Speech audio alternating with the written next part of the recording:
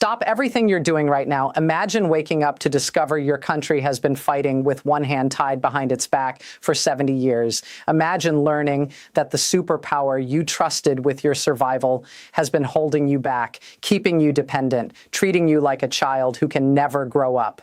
Now imagine the moment when you finally say enough, when you seize control of your own destiny, when you tell the most powerful military alliance in human history that your patience has expired. This is not a movie script. This is happening right now, today, March 27, 2026, in South Korea. While the world watches the Middle East burn and Europe tremble, a quiet revolution is unfolding in East Asia that could redraw the balance of power for generations. President Jae Myung, barely 2 months into his term, has made a declaration that shook the Pentagon, terrified Pyongyang, and signaled the end of an era. South Korea is taking back its wartime command. South Korea is building its own nuclear deterrent. South Korea is done waiting for American permission to defend itself. Welcome to the Global Eye. Today we expose the end of the U.S.-Korean protectorate, the rise of Asia's most dangerous independent military, and the nuclear shadow that now hangs over the Korean peninsula. The announcement came not in a thunderous speech to cheering crowds, but in the measured, deliberate tones of a leader who understands that he is crossing a line from which there is no return. On March 26, 2026, President Jae Myung addressed his National Security Council and, through them, the world. South Korea would accelerate the transfer of wartime operational control from the United States military to Korean commanders. The target date of 2028 was abandoned as dangerously distant. The new deadline is immediate, effective immediately. Korean forces would assume primary authority for operational planning.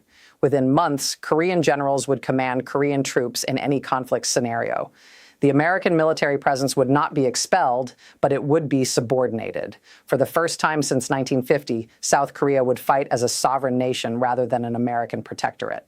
Since the Korean War ended in 1953, American generals have held the authority to command South Korean forces in wartime.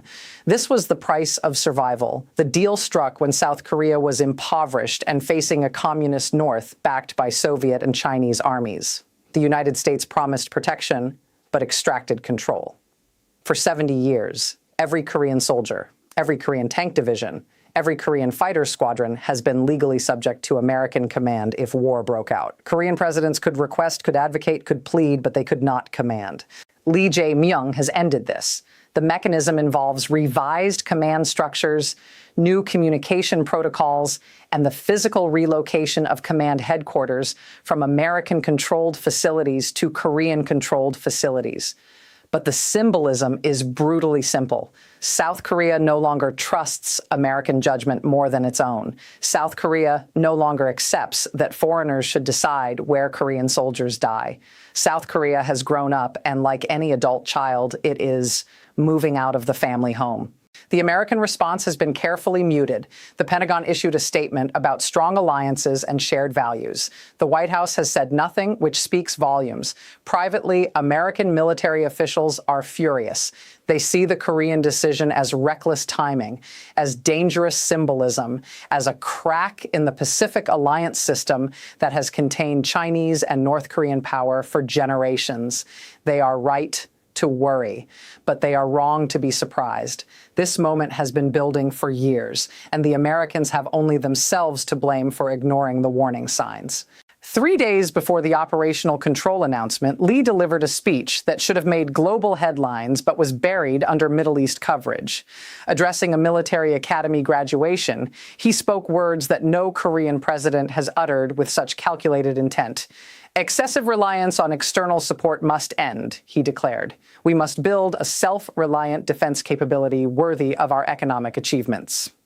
The cadets, future officers who will fight under Korean rather than American command, cheered. But the real audience was in Washington, in Tokyo, in Beijing, and most importantly, in Pyongyang. Lee's speech was a comprehensive rejection of everything the American alliance has represented. He criticized the asymmetric nature of the security relationship, diplomatic language for the humiliation of subordination. He demanded equal partnership rather than protection. He announced that South Korea would triple its investment in indigenous weapons development, including ballistic missiles, submarine technology, and electronic warfare systems that the Americans had previously restricted.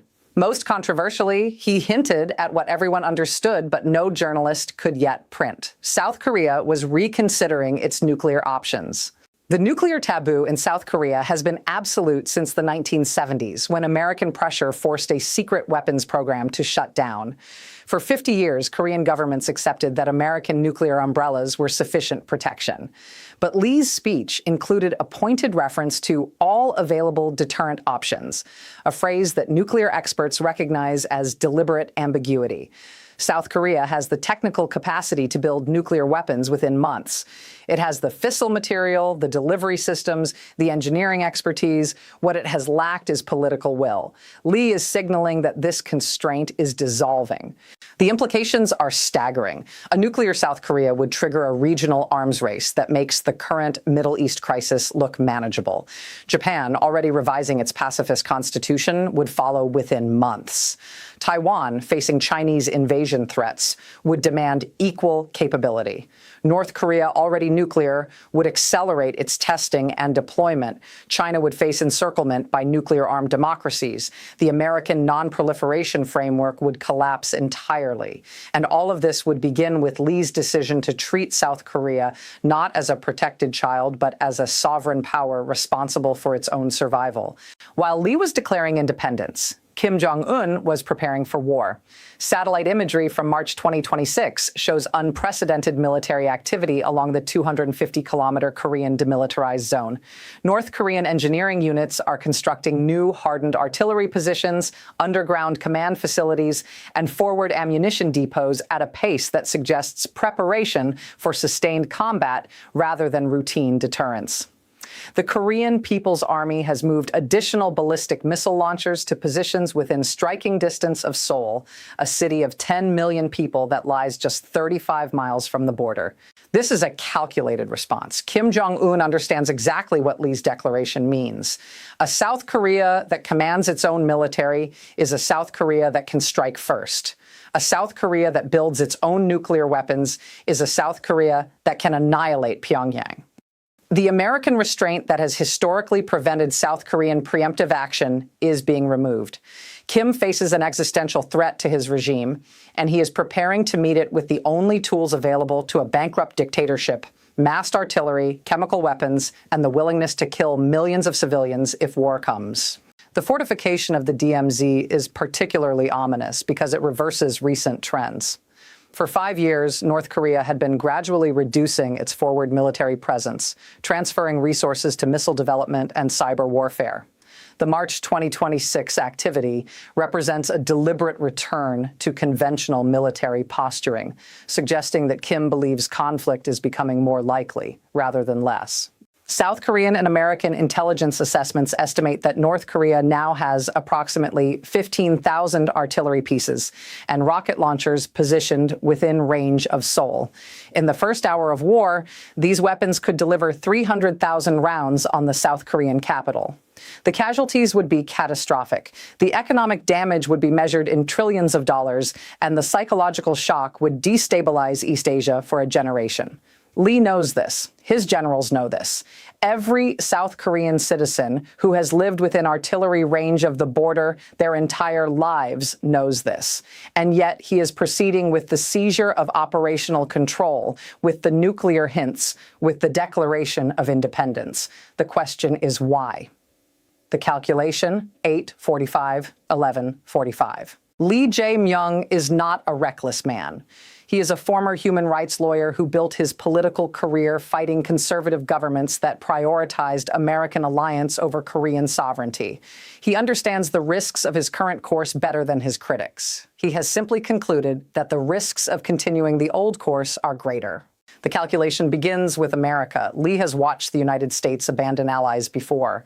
He saw Vietnam in 1975 when American helicopters evacuated embassy personnel while leaving Vietnamese allies to face communist execution. He saw the Kurdish abandonment in Syria when Trump ordered American withdrawal and exposed former allies to Turkish invasion. He saw Afghanistan in 2021, the chaotic evacuation, the desperate crowds at Kabul airport, the Taliban victory that American 20-year investment could not prevent. And now he is watching Ukraine in real time, as American weapons are diverted and American commitments are revealed as conditional, transactional, temporary. Lee does not believe that America would abandon South Korea entirely. The economic stakes are too high, the military infrastructure too valuable, the symbolic importance too great. But he believes that American decision-making has become unpredictable, that American political cycles produce wild swings in foreign policy, that the next American president might be someone who treats alliances as protection rackets rather than strategic partnerships. He is preparing for a world where South Korea cannot assume that American forces will arrive in time, that American nuclear weapons will be risked for Korean cities, that American presidents will prioritize Seoul over Seattle if the missiles start flying. The calculation continues with North Korea. Kim Jong-un has proven immune to both sanctions and engagement. He has built nuclear weapons despite international opposition, tested missiles despite regional protests, and maintained his family's brutal dictatorship despite predictions of collapse for 20 years. The American strategy of maximum pressure failed. The South Korean strategy of sunshine policy failed. The Chinese strategy of protective tolerance failed. Kim will not be negotiated out of his weapons, and he will not be bombed out of them without triggering catastrophe. Lee has concluded that the only remaining option is deterrence so robust that even Kim's risk calculus is affected. And that requires capabilities that America has been unwilling to provide or permit. The calculation ends with China, the rising superpower of the 21st century, the economic partner that South Korea cannot survive without, the military threat that South Korea cannot defeat alone. China wants a stable Korean peninsula, but it wants a stable peninsula under Chinese influence, not American. Lee is betting that a militarily independent South Korea is more acceptable to Beijing than an American satellite. He is offering China a Korea that trades, that cooperates, that respects Chinese core interests, but that can defend itself without American assistance. It is a dangerous diplomatic game, but Lee believes it is less dangerous than the current path toward inevitable superpower confrontation on Korean soil. The seizure of operational control is only the most visible element of South Korea's military transformation. Behind the headlines, a fundamental restructuring of the armed forces is underway that will make South Korea one of the most formidable independent militaries on Earth within 5 years. The first pillar is missile capability. South Korea already possesses the Hyunmoo series of ballistic missiles, developed with American technical assistance but increasingly independent. These weapons can strike anywhere in North Korea with precision that rivals American systems.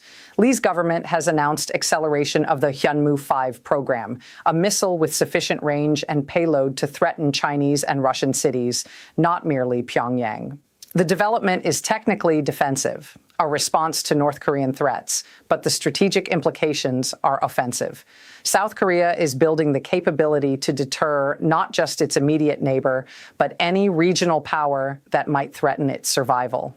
The second pillar is naval power. South Korea has launched 3 Sejong the Great-class destroyers, among the most advanced surface combatants in the world, with American Aegis combat systems but Korean command and Korean crews. These ships are being supplemented by a new class of light aircraft carriers, the first Korean flat tops since the Japanese occupation, capable of operating F-35B fighters purchased from America, but maintained and commanded by Koreans. The Navy is expanding submarine forces with both conventional and nuclear-powered boats. Within a decade, South Korea will possess blue water naval capability, the power to project force far beyond its immediate waters, to protect sea lanes that carry the energy and resources on which Korean prosperity depends. The third pillar is the nuclear question. Lee has not yet ordered weapon development. The political and diplomatic costs would be immediate and severe, but he has ordered preparation. The Korea Atomic Energy Research Institute has been tasked with studying rapid weaponization scenarios. The military has conducted exercises simulating nuclear command and control. The political establishment has been prepared with talking points about sovereign rights and security necessities. If North Korea tests another long-range missile, if China moves aggressively against Taiwan, if America demonstrates further unreliability, the decision to go nuclear can be executed within months rather than years.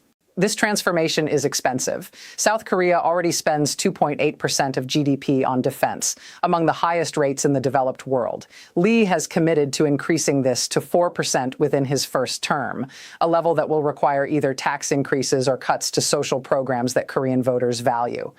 The political risk is substantial. But Lee believes, and polling suggests many Koreans agree, that security independence is worth economic sacrifice. The generation that remembers the Korean War is fading. The generation that built the Korean economic miracle is in power. They do not want to be protected. They want to be respected. The United States faces an impossible choice in Korea, and American policymakers know it. They can oppose Lee's independence and risk alienating a crucial ally at the moment when Chinese power is expanding. They can support Lee's independence and risk enabling the nuclear proliferation that American strategy has sought to prevent for 80 years.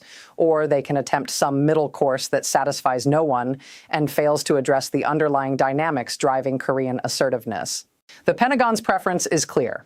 Military planners want to maintain operational control because they do not trust Korean commanders to coordinate effectively with American forces, because they fear Korean preemptive action that could drag America into unwanted war, because they understand that control is leverage for broader strategic objectives, including containment of China. But the Pentagon also understands that control exercised against Korean will is unsustainable. American troops in Korea are not numerous enough to enforce subordination.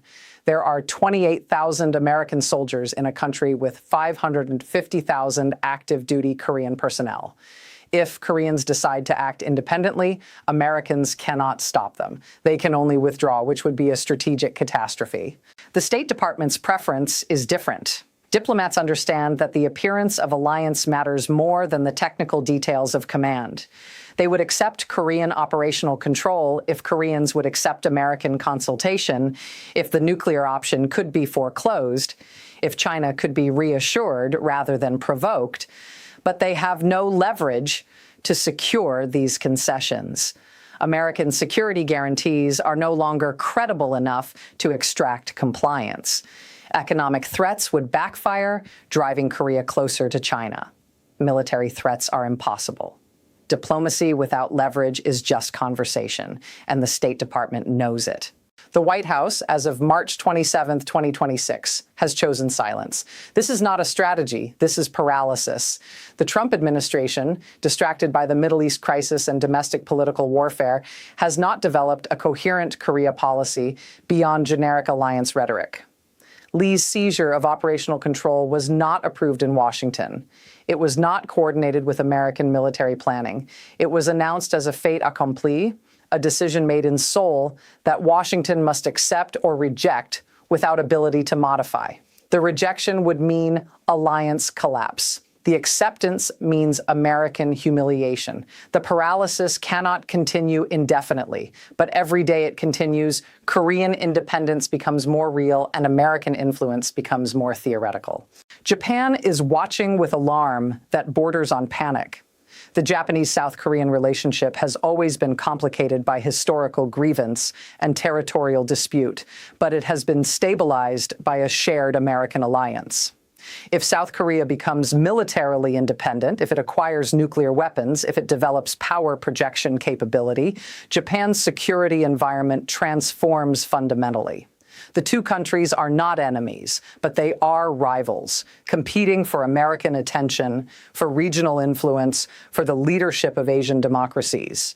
Japanese Prime Minister Shigeru Ishiba has attempted private communication with Lee, seeking assurances that Korean military expansion is directed northward against Pyongyang rather than eastward against Tokyo. Lee has provided these assurances, but they are not binding and not believed. Japan is already accelerating its own rearmament, doubling defense spending, acquiring long-range strike capability, revising constitutional constraints that have limited military action since 1945. The Korean-Japanese arms race, long suppressed by American alliance management, is becoming visible. Two advanced economies, technological superpowers, with combined military potential exceeding any European state, are preparing for a future where they may be rivals rather than partners. China is watching with satisfaction that masks deep concern. The dissolution of American-Korean subordination serves Chinese propaganda about American decline and Asian resurgence. But a nuclear-armed, militarily independent South Korea is not in Chinese interests. It complicates Chinese planning for Taiwan scenarios where Korean bases and Korean forces might support American intervention.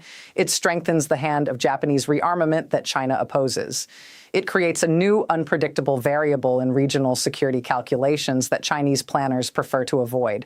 China will attempt to influence Korean decisions through economic pressure and diplomatic engagement, but it will not directly oppose Korean independence because the alternative is to strengthen the American presence.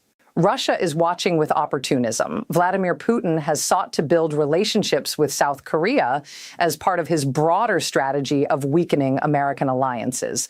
But Russia is also North Korea's ally, bound by treaty and strategic interest to support the Kim regime. Putin cannot simultaneously woo South Korea and protect North Korea if the two are in direct confrontation. His choice, historically, has been to prioritize the relationship with Pyongyang because North Korean instability threatens Russian Far East security in ways that South Korean prosperity does not compensate. Russia will likely tilt toward North Korea if conflict becomes imminent, providing the weapons and diplomatic cover that have sustained Kim through previous crises. The most dangerous element of the Korean crisis is not the conventional military buildup or the operational control dispute.